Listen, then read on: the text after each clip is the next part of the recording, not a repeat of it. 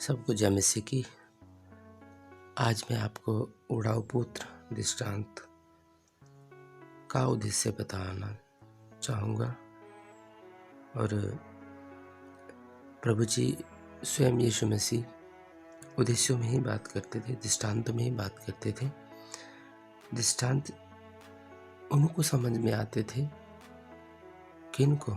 ये बाइबल में लिखा है, जब चेलों ने यीशु मसीह से पूछा कि दृष्टांतों का क्या उद्देश्य है, तो लिखा है लूका 8 का 9 में और 10 में।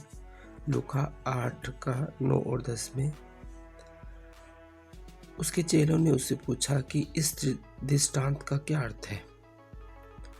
उसने कहा, यीशु मसीह ने कहा, तुमको परमेश्वर के राज्यों के भेद की समझ दी गई है,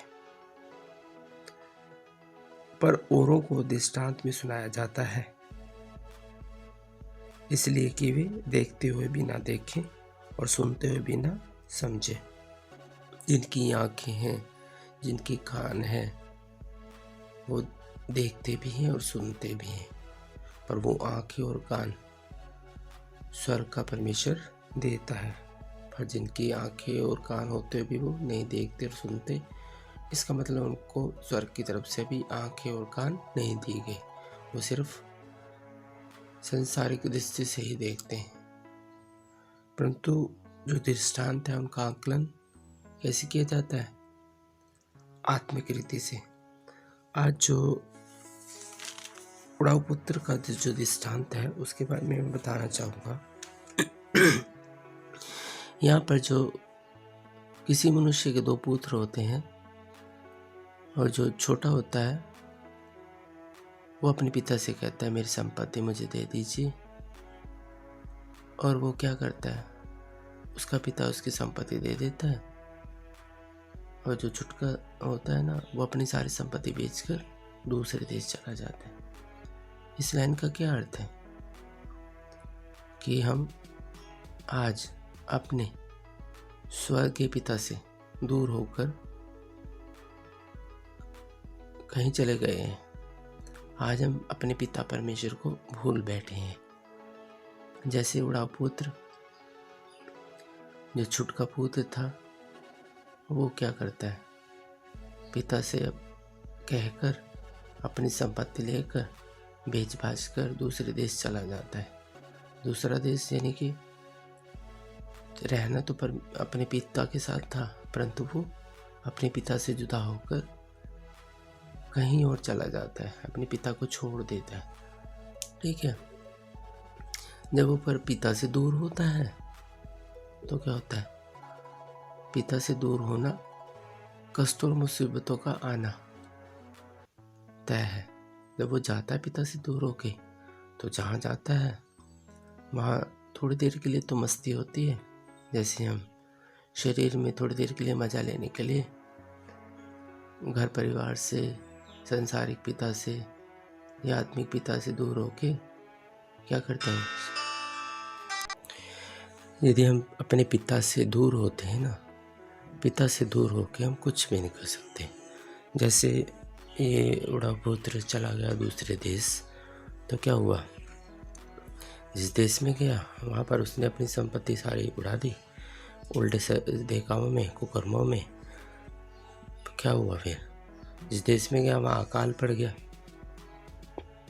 तो उसको कोई काम भी नहीं मिला, कि सारा कुछ तो उसने उड़ा दिया था। फिर एक काम मिला उसको, बहुत बुरा काम, सूअर चराने का। सूअर का जो मालिक था उसको खाने के लिए भी कुछ नहीं देता था, और जो सूअर खाते थे वो इसको खाना पड़ता था। उसकी हालत इतनी बदतर थी, उसके कपड़े भी फट गए थे और उसके पैरों में जूतियाँ भी नहीं थी, और उसे भूखों रहना पड़ता था। जब हम अपने पिता से दूर होते हैं तो क्या होता है, हमारी हालत ऐसी हो जाती है।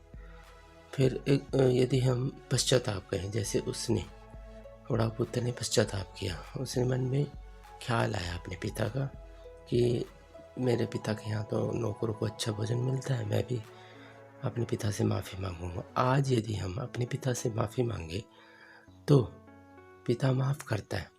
ऐसे ही जैसे उड़ाऊ पुत्र को उसके पिता ने माफ़ किया और वो अभी सोच ही रहा था, तो उसके पिता ने उसको वहाँ बैठे-बैठे वो सोच रहा था कि मैं पिता के पास जाऊँगा और माफ़ी माँगूँगा।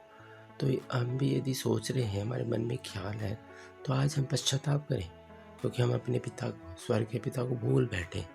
तो हमारे ऊपर जो कष्ट है, मुसीबत है, दुःख है, पीड़ा है, तो किस कारणवश होती है? क्योंकि हम अपने स्वर्गीय पिता को भूल बैठे हैं। यदि हम पश्चाताप करें, अपने पिता के पास आएँ, जैसे उड़ाऊ पुत्र को उसके पिता ने माफ़ किया और उसको पहले जैसा अधिकार दे दिया अपने पुत्र होने का, और उसको अच्छे वस्त्र पहनाए, पैरों में जूतियाँ पहनाई, हाथों में, उँगलियों में अंगूठियाँ डलाए, उसको फिर राजशाही वही वाला जीवन मिल गया। यदि हम आज पश्चाताप करते हैं ना, तो पिता हमारे गुनाहों को, हमारे पापों को, जो जैसे उसने गुनाह किए थे, उड़ाऊ पुत्र ने कुकर्म किए थे और कुकर्म में अपनी सारी संपत्ति उड़ा दी थी। यदि आज हम गुनहगार हैं, पापी हैं, यदि हम पश्चाताप करके अपने पिता के पास आते हैं, तो पिता हमारे गुनाहों को माफ़ करता है। इस तरह से हम ये जो दृष्टांत है पिता की तरफ से हमें ऐसी समझ दी गई है कि हम लोगों को बता सकें, जता सकें। सभी को जय मसीह की।